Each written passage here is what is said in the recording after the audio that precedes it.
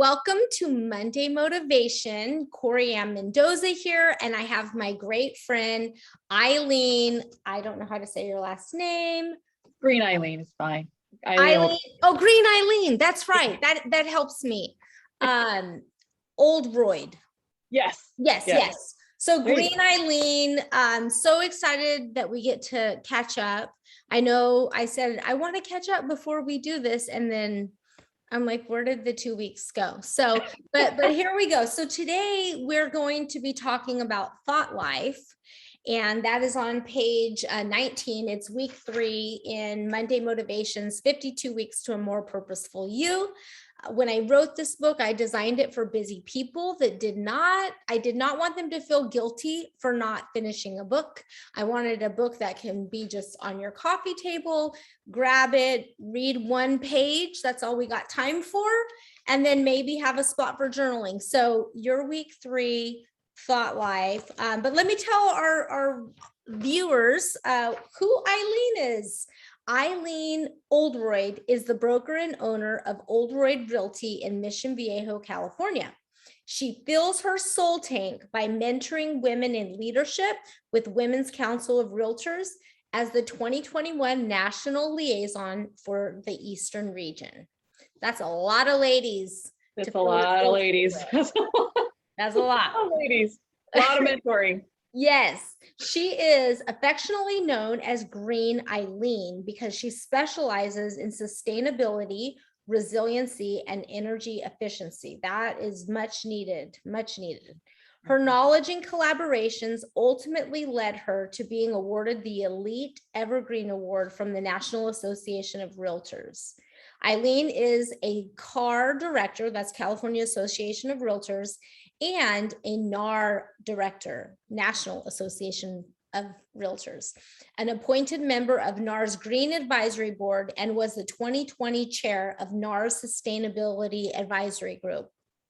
Green Eileen enjoys her free time with her secret husband, riding her Harley, discovering the next ultimate donut shop, and is in constant negotiations as staff with 3 Boston Terriers. Oh my goodness. What are their names? Milo, Boo, and Elmer, little Elmer. We call him a loaf of bread because he's kind of shaped like a loaf of bread. They may make a cameo. Hey, that would be awesome. Yeah. I did tell you I kept my birds in the garage for this. Otherwise they would be, they have a lot to say. So they're budgies. Budgies always have a lot to say. They're just a few grams of absolute happiness and mischief. And they're a great, they're really inexpensive pets, and they're just so much fun. So much. So we're going to be talking today about thought life. So what did you think when you read this 1-page chapter for the week? What's interesting is that that I live in my head. We all live in our head, really. And that we think of, you gave me a suggestion to buy a book, and it's called Untethered Soul. Yes, this is not easy reading. This is processing reading.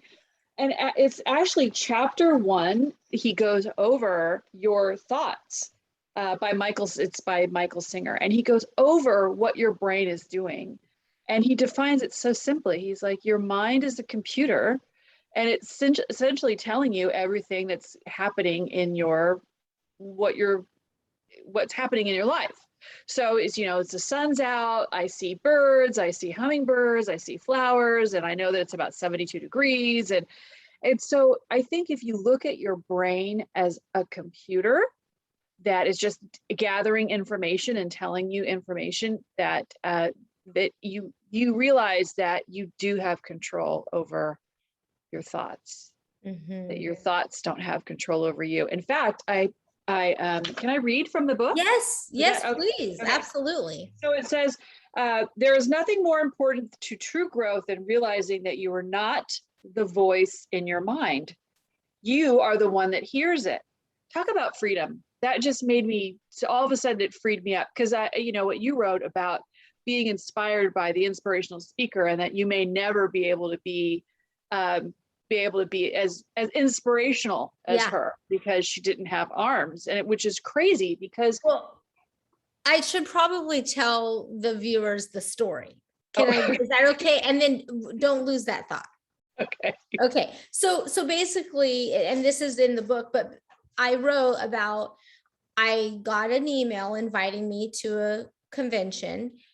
At the time, I had a dream of being a speaker, and I was reading who the keynote was going to be, and I felt my feelings like I'm excited to meet this woman or hear her speak. And within 5 minutes after reading the email with her bio and what she's going to talk about, I noticed I was feeling negative, but I didn't know what were the thoughts causing me to feel overshadowed with like yuckiness. Like I couldn't even put my finger on it, but I just didn't feel good. I didn't feel inspired. So I listened, and what the thought was, because the speaker, she was like a black belt, she could serve and she could do all this cool stuff, a pilot, and she had no arms. So the thought that I was having was, Corry, you will never be a keynote speaker because you have arms. Like your life isn't interesting enough. Like, and then I laughed out loud because I'm like, I know that's not true. But so back to you. So that was the story that you were referencing. Yes. And it's, yeah, I thought, because I'm really into leadership and empowering people, servant leadership mainly, and empowering people to become their best self. But I think you have to find out what that is first. And when you see one type of leadership or you see one type of motivational speaker, you think you need to be like them. But the beauty of the internet and TED Talks is there's so many different subjects out there, and there's so many different ways to be inspirational, that it's so important. The best gift you can give to the world is self-love and self-discovery, and to live your authentic self and not compare yourself to somebody else, not to listen to your thoughts of self-doubt and, shame or jealousy or that type of thing, because it's like your gift is to give yourself authentic self to the world. So I think the first step in that is knowing that your thoughts are from a computer. That's what the brain does. It just tallies, ding, ding, ding, ding, ding. Because when we were, if you think of ourselves in a primitive sense, we were constantly assessing the world because of the dangers that were in it. Mm-hmm. So, we're assessing, okay, is that something I can eat? Is that something that's poisonous? Is that a predatory animal? Is that a prey animal? Is that animal sick? Is that tribesman friend or foe? So that has, is it the RAS? The RAS, or no, not the RAS. Well, it might be also called the RAS, but it's the reptilian brain. The reptilian brain, yes, exactly. So the reptilian brain and the nothing except amygdala. Yeah, amygdala, because we get amygdala hijacked. Yeah. So that is really, it's so powerful. It's just this node, it's not even, it's just a part, but that's our primitive brain there. But it controls so much of our self-doubt and insecurities because it's assessing. Assess. You're like, woo. So that was what I thought of first about. Yeah, and I think, not to shift the topic way too far out of the topic, but and when you think about even things like prejudice, like there's I mean, it's thank God in our culture today, it's frowned upon, and that's a good place to start.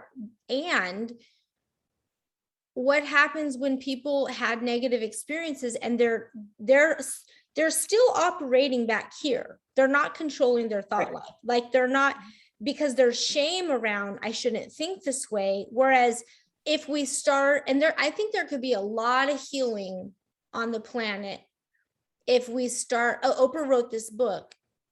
She co-authored it with someone else, and it's called I think What Happened to You. my friend Kristen, she surprised and sent it to me.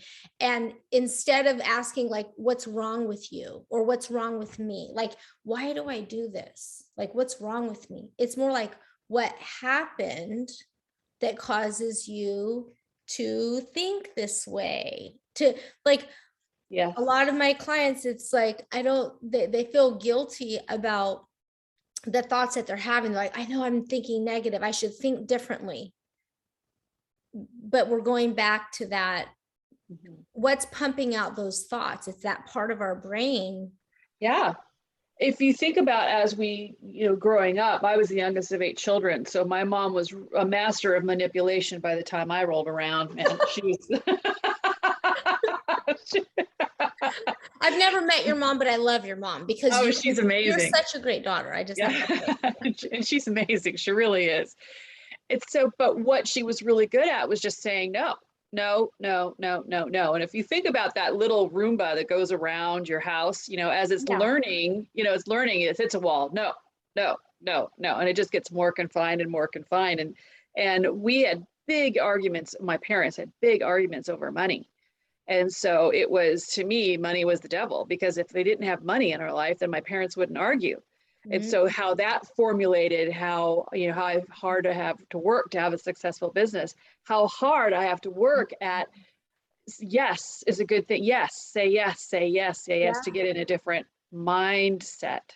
And that's, there's another analogy that I have when it comes to mindset is that, Lucinda Bassett specializes in panic attack and depression. That's her. She has a whole course on it, and it changed my life when I was going through it myself. And she said 2 people could be on a chairlift to go skiing or go snowboarding. One of them, they're both excited about it. And they're both having the same emotions, the same endorphins that are going through their body, exact same. But one's excited and one's fearful. But the exact same endorphins are going through your body, and it's mindset. Yes. Mindset. Yeah. That's, you got to turn it around. You got to turn it around. And we are our own worst enemy if we believe the thoughts that are in our head, when it's just our computer, just like. Yep. Yeah. The world, humanity would really go up to a whole new level if we all just like our hygiene, or just like brushing our teeth. Like we need to brush our teeth, preferably after every meal, but at least twice a day, in the morning before you go to bed. You do that every day, but you don't just say like, well, I'm not brushing my teeth tonight, I did it last month. Like, no, you do it every day. So our mindset is the same way. Like we need to be cleaning up our thought life daily. Yes. Daily, which is why, it's like, where did this come from? Why do you feel this way? Why do you have these limiting beliefs? And it can all go back to, when we were young or when we were feeling insecure. Why it's so important for us to have confidence in ourselves, be secure in who we are, what we bring to the table. That's our own unique you. That's what do I say? I say, be you because everyone else is taken. One of my favorite expressions. I love that. Yeah. Because if you are confident in yourself and your limitations and your strengths, that when somebody comes up to you that's different than you, you won't feel threatened by them. You won't have those prejudice and those judgments. It is when you are you're kind of free to let your brain assess. I'm just going to assess. I'm just going to assess the situation. No judgment, no prejudice, no bias. And it is, I feel like it's your opportunity. I'm getting the chills before I say this.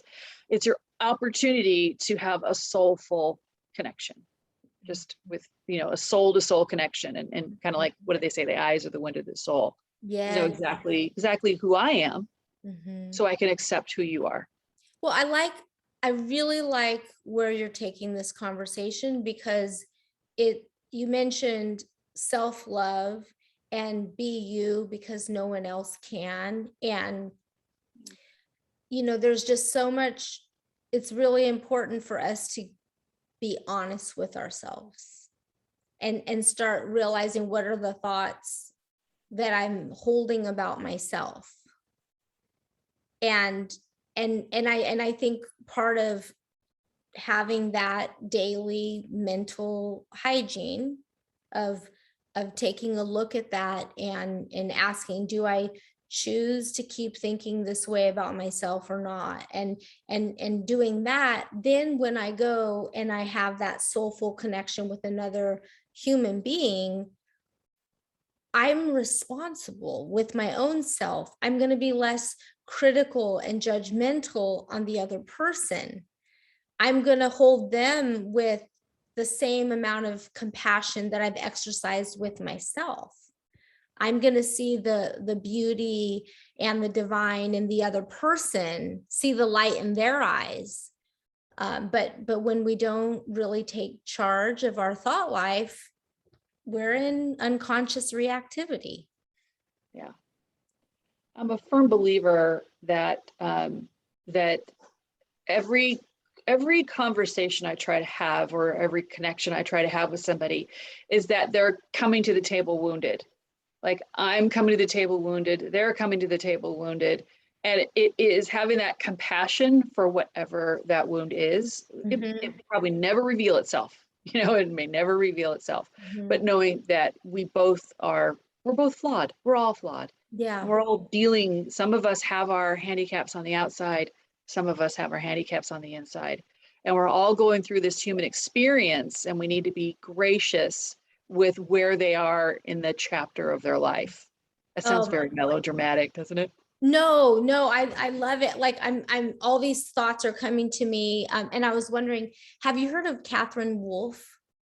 I don't think so. She has a book called Suffer Strong. And when you said that some of us have our, something on the outside and would you say our handicaps on the outside or the inside? So she's in a wheelchair. So she has a whole story. Google her, Catherine with a K, Wolf with an E on the end. And, but she's like, we all have invisible wheelchairs. She's like, mine just happens to be on the outside. And I like what you're saying about, just having maybe some more curiosity with other people.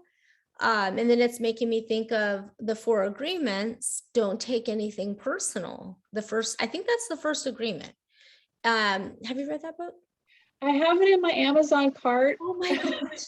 It's one of those books, like we all have these. Have you read that book? Like, and I have my list that I've read, and then I have my list that people are like, Corry, you should read this. And I'm like, I mean, I clearly don't need to buy more books, but I keep buying.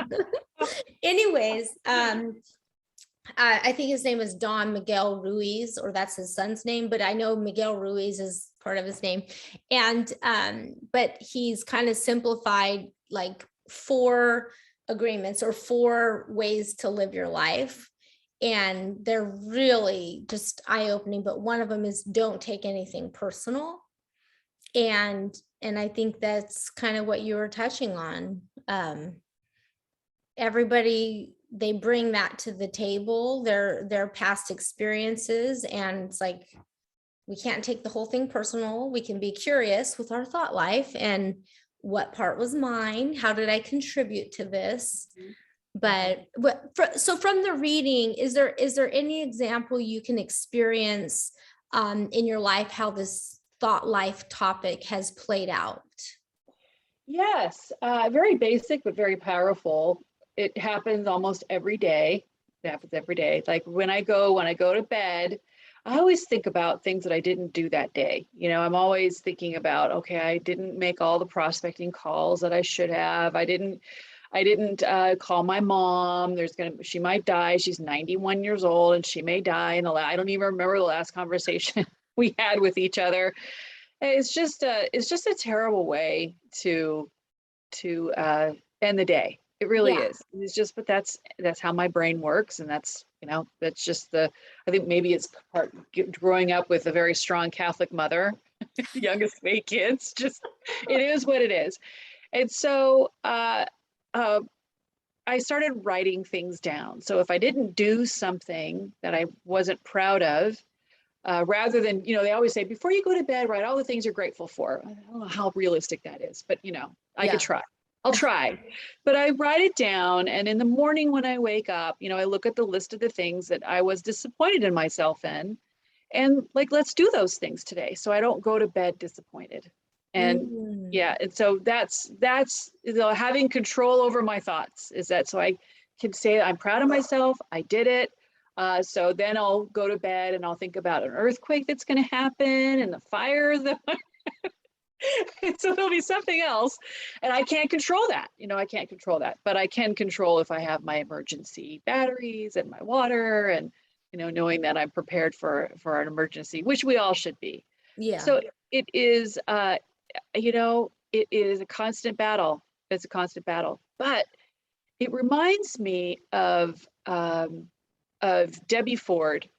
Wrote a book, Why Did Good Things Happen to Bad People? I think that's the name of the book. Yeah, and it was another one of those turning points in my life. And she talked about the shadow self. Like, we're always and it's mentioned in this book too. It's mentioned in Untethered Soul too, about how we're always trying to identify with the thoughts in our head, that they must be me. If it's my head, it's that's what I'm thinking of, my mindset. And so we're always we're always talking about putting the bad girl in the corner, like putting all of our negativity and who we are and the things that we're ashamed of in the closet, locking the door, never to see her again. But problem is that she comes out. Yeah.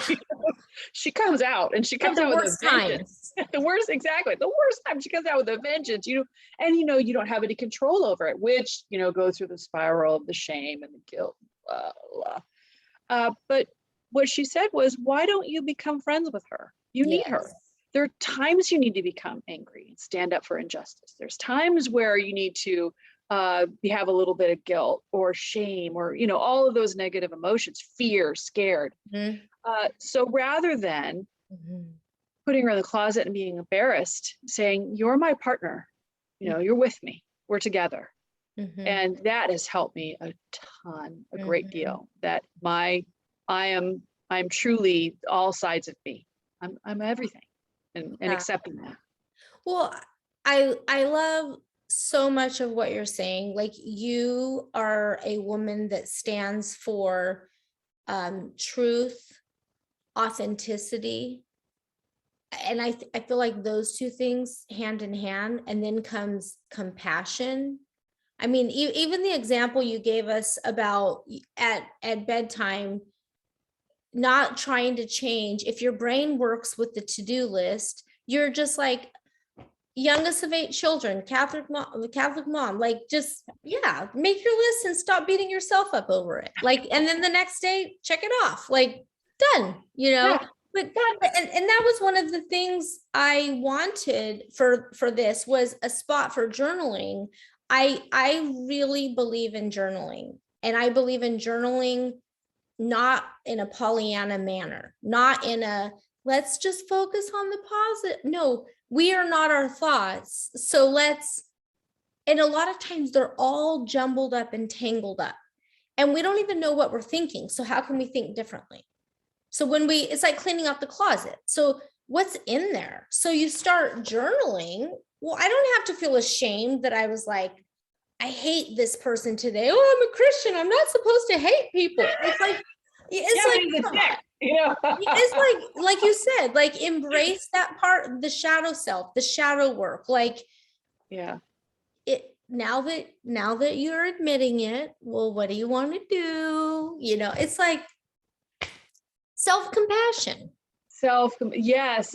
In fact, another technique that I've used in the past, when I have a thought that's going around in my brain, unless I'm really angry at somebody, or, I just something that I need to deal with, or maybe there's a big decision that I need to make, and it is consuming me throughout the day. I'll say, you know what, I'm going to get to that at 8:00 tonight.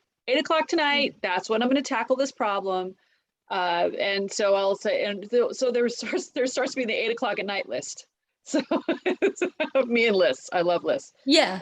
Okay, that's an 8:00, that's an 8:00, that's a 5:00, depending on if I have it. Yeah. Oh my gosh, I'm stealing that. That's at 5:00. Do you do it by the month? What about the month? Can you do it by the month? Like, oh, that's so March 2022.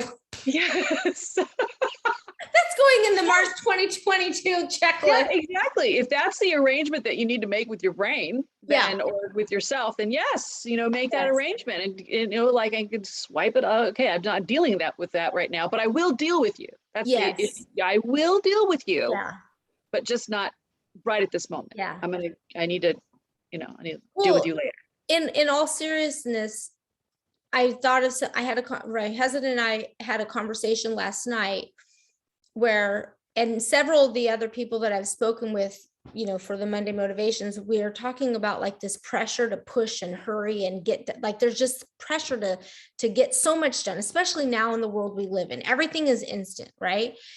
And I just kind of had a wake up call, and my husband and I spoke, and I'm like, I really want to reassess how we're using our time. Like, we're going to blink and he's going to be 18.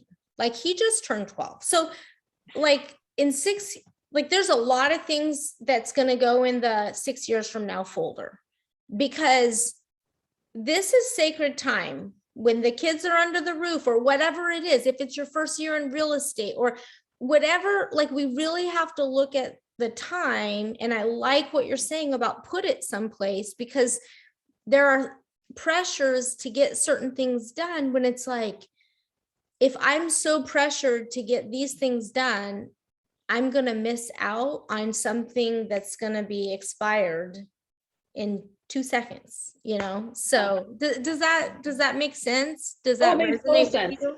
Absolutely. Is that living a thoughtful life, rather than a life full of thoughts.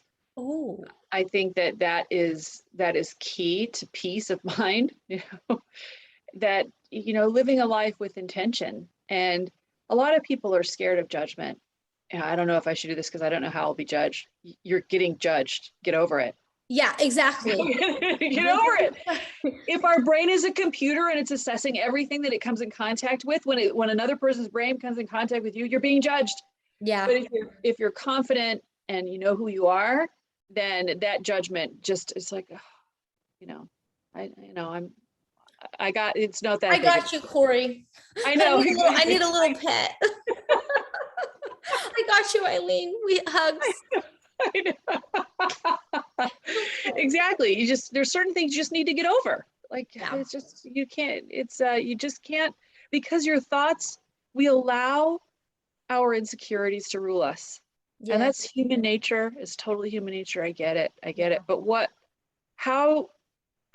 I think what started me on the journey of growth is that I said, okay, 20 years from now, when I'm old and I, whatever it is that I'm doing, do I want to cross over like this? Like, who I am today, is this how I want to cross over? And I thought, I don't know. I would think that I just did not live my best life. Mm-hmm. And me personally, living a good life is affecting others in a good way. That they, you pay it forward and lead by example and make other people realize that they don't have limitations. Mm-hmm. But that's the nature of the culture that we're in, that we're never good enough. We're never good enough. Yeah. Mm-hmm. And that's good. You know what I say? We're flawsome. We're all flawsome. My gosh, you are full of it. You're full of great taglines. Okay, I love it. Living a thoughtful life instead of a life full of thoughts. Yes. And that we're flabulous. Flawless. Flossom. Oh, we're flossom. Ooh, I bet there's a way to do for fabulous. I'm sure there is. So flawed and awesome. That's the combination. Flossom. Flawed and awesome. So, well, right now I'm flabulous because I am trying to lose weight. Oh my gosh. I'm fabulous. Oh my gosh, I'm having so much fun with you. So our last little, topic, we want to, bring it in, even though I could hang out with you all day. All day. Is what advice would you give yourself and others concerning this topic of thought life? I'll read a passage from the book, the end of the chapter. Okay. So it says, True personal growth is about, here we go, I should read it this way with the camera. Okay, true personal growth is about transcending the part of you that is not okay and needs protection. This is done by constantly remembering that you are the one inside that notices the voice talking. That is the way out. The one inside who is aware that you are always talking to yourself about yourself is always silent. It is a doorway to the depths of your being. To be aware that you are watching the voice talk is to stand on the threshold of a fantastic inner journey.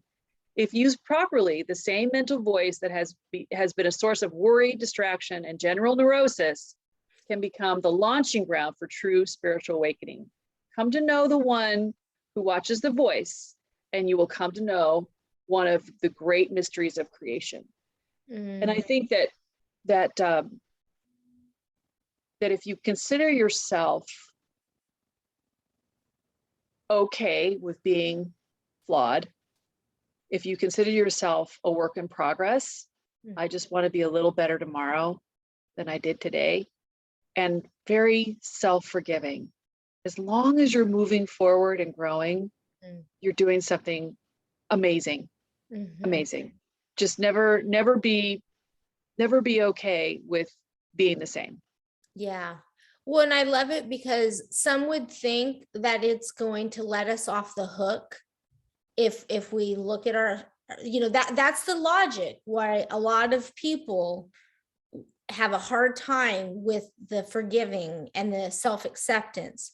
But the truth is, it makes us humble and it makes us take ownership to a much higher level because we're humble, we're grateful.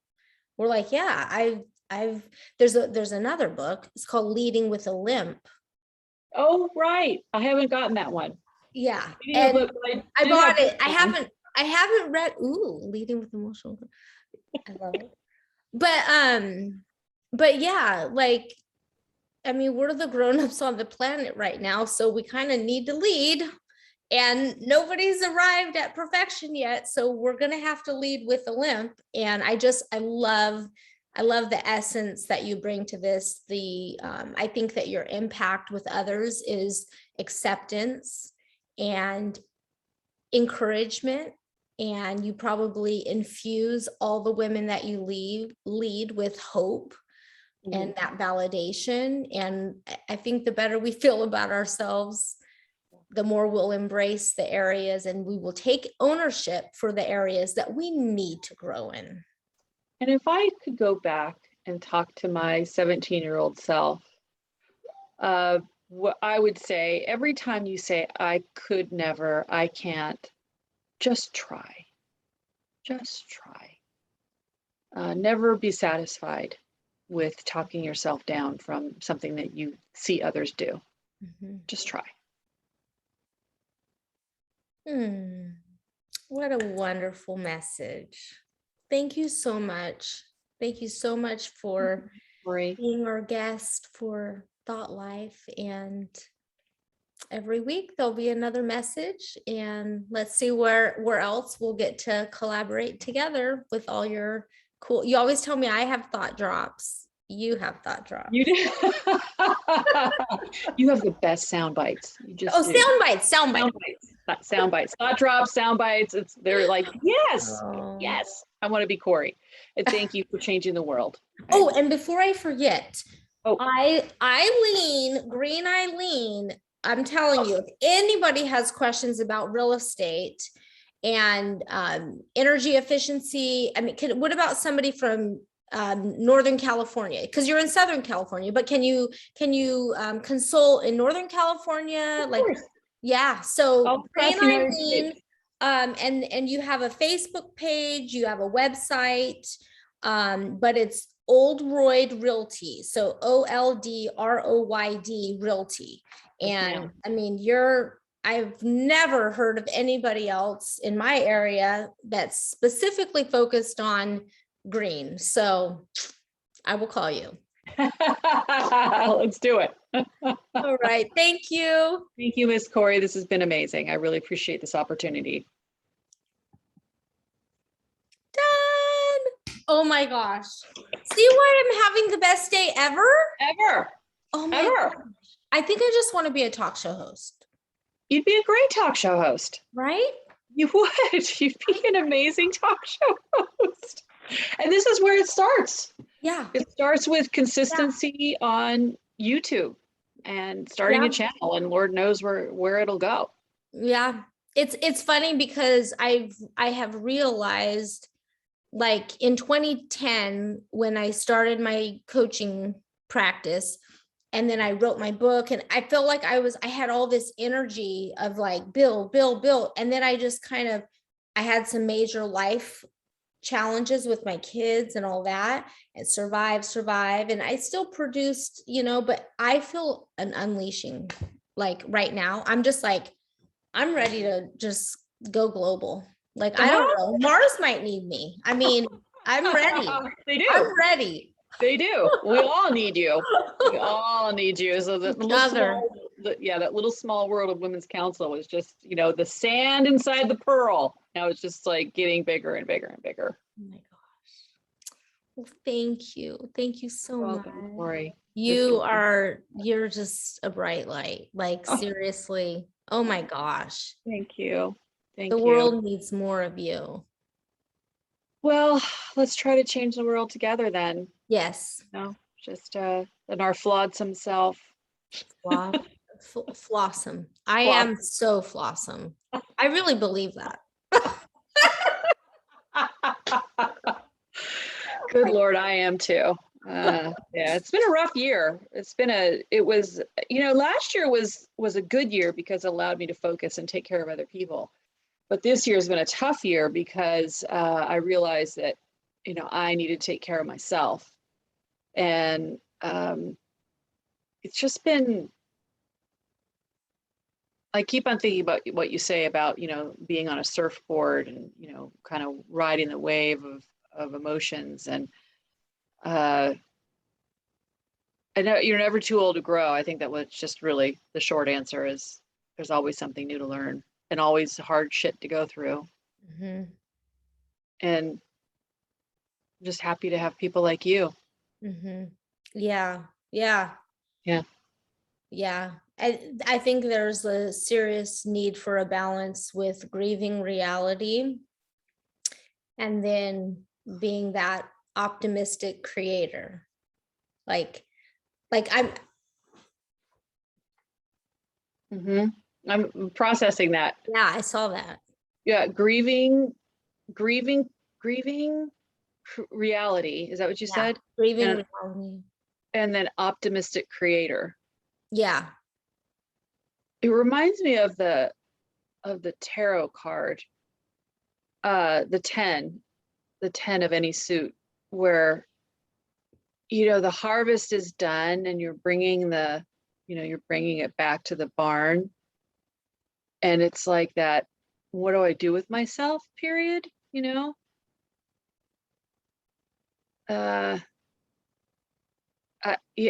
need to process this a little bit more. Because you're really at the end of a cycle. You're at when the butterfly leaves the cocoon. Yeah.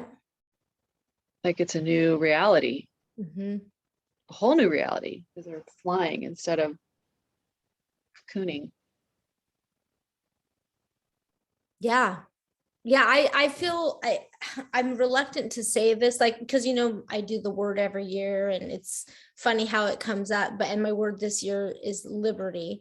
And I don't want this to be my word for next year, but as I go through October, November, December, I'm really feeling a lot of energy and optimism around limits. Like, that's part of that grieving reality. And then another phrase I'm using a lot with clients and myself is, I wish it was different.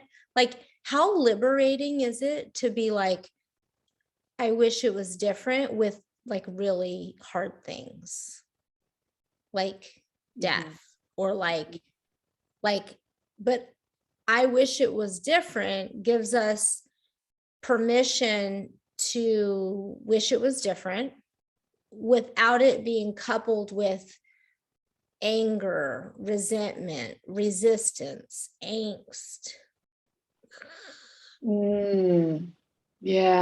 Because it's just like, I wish it was different. And it's kind of flowing like water. It's the surfboard. Mm-hmm. Mm-hmm. Like, I wish it was different. And I just feel like there's a lot there. I wish it was different. And how much control do we have over making it different?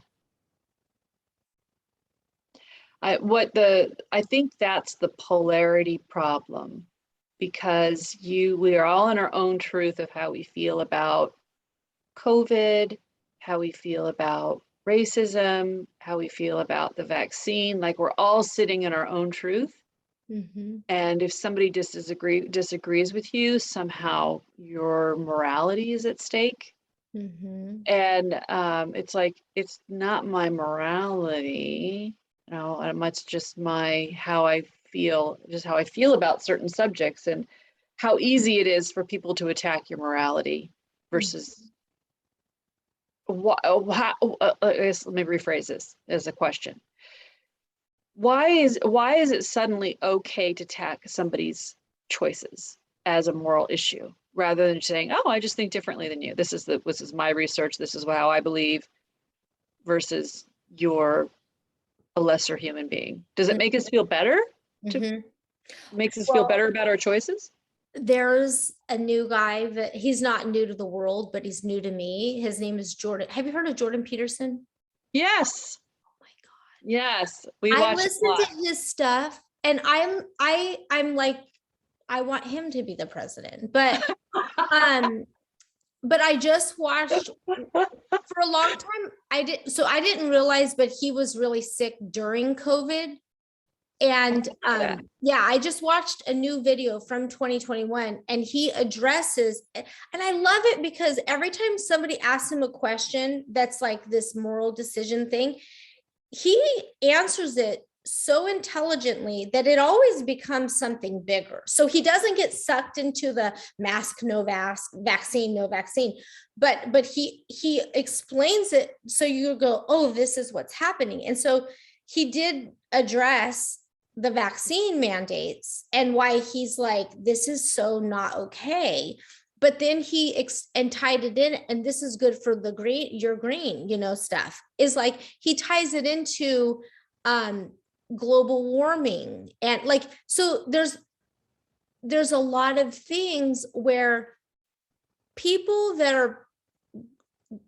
groups of people that are trying to become the new superpower, they will use anything. They will try to make it sound like it's a moral save the world thing, but they're using it to control masses for money. So he was explaining how if a politician comes in and is all focused on global warming, how it turns into that. So he's somebody that I listen to balance all my stuff I'm listening to. Well, he's just so pragmatic. He's really pragmatic, and he self-analyzes. If somebody has a different opinion than him, he starts talking out loud and works it out. And yeah, he goes, I was wrong. Yeah, in front of us. I'm like, yeah, I want to think like you're such a good human being. I know. He's flawless. Or he's flawed. He's flossum. He's flossum. He's flossum too. I like the whole gender bias, non-binary, him, her, that type of thing. We're kind of being smoked into, this is how we need to talk. Yeah, and I'm like, yeah, and he says it in such a logical way, not in an emotional way, in a logical way. And he's like, this is how I'm sticking to it. Like, yeah, go Jordan. And I'm following you. Yeah. So I'm a huge Jordan Peterson fan. Yeah. Yes. Yeah, me too. Yeah. Okay. Well, I have people coming over and I should start making food. Oh, thank you so much. So you're going to be, your thought life is week 3. So you will be, that's going to be November 15th. November 15th. Okay. Yep.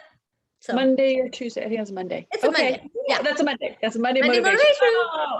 Now, do I need to be there answering questions or anything like that? Or I'm just gonna upload this into YouTube, or I'm not, somebody else is. And then she's gonna put it in my MailChimp newsletter that I should have been building that list over the last, but it's fine. People can sign up. Don't be shitting on yourself. And That's one more fine. thing. Don't be Yes. shitting. Here's Milo. Oh my gosh. I know, he just wants to give me kisses. Isn't he the cutest thing ever? He's so Come on, Milo. Come on. Oh. Can you look at Corry, please? Can you just look there? Hi, Milo. Hello. He's like, you're not in person. Still a puppy. Tell you. All right, Miss Corry, have a beautiful evening. Have a great time with your friends, and we will hopefully talk soon. Yes, we will. Okay. Love Bye. you. Love you.